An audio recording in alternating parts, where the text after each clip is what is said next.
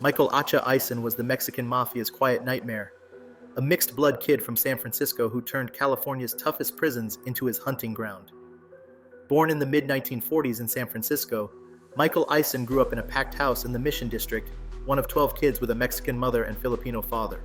His dad worked long hours down on Fisherman's Wharf, but Mike was raised more by the streets and the system than by his parents.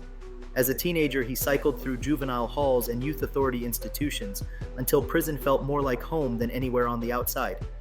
In his early 20s, he was convicted for assault with a deadly weapon, and while serving that term, he picked up manslaughter for killing another inmate.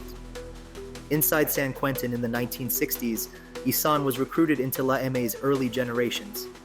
He traded any chance at a normal life for a reputation as one of the gang's most reliable executioners. That reputation was carved in blood at Folsom State Prison in 1971. A mentally unstable inmate who held weapons and homemade wine for IME members accidentally stepped on Ison's shoe. He told the man to gather his belongings and meet him in the prison chapel. When the inmate walked into Greystone Chapel, Mike Ison and fellow MA member Eddie Pelon Moreno were waiting. They jumped him between the pews and stabbed him over and over again. By the time guards dragged the victim out, he had been stabbed more than 50 times. He died later in the prison hospital, and Ison was convicted of second-degree murder for the chapel killing.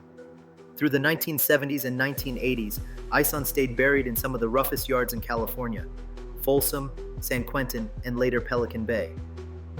In 1994, after roughly 30 years of on and off prison time, the system finally opened his door.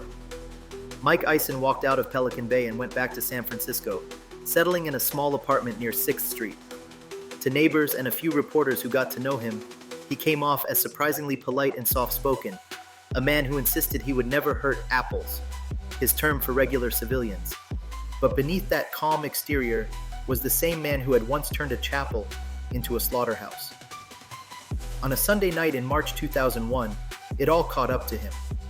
At a bar near the intersection of 6th and Mission, a fight broke out in the street. Witnesses say Ison stepped in, the old instincts kicked on, and he pulled a blade, stabbing one of the men in the chaos. Instead of scattering, the crowd turned on him. He tried to run, but was chased down, dragged into the open, and beaten over the head with pool cues and whatever else people could grab. By the time paramedics got him to San Francisco General Hospital, his head was swollen grotesquely from the assault. Michael Acha Ison, the Mexican Mafia's once-feared hitman, died a few hours later. He was 54 years old,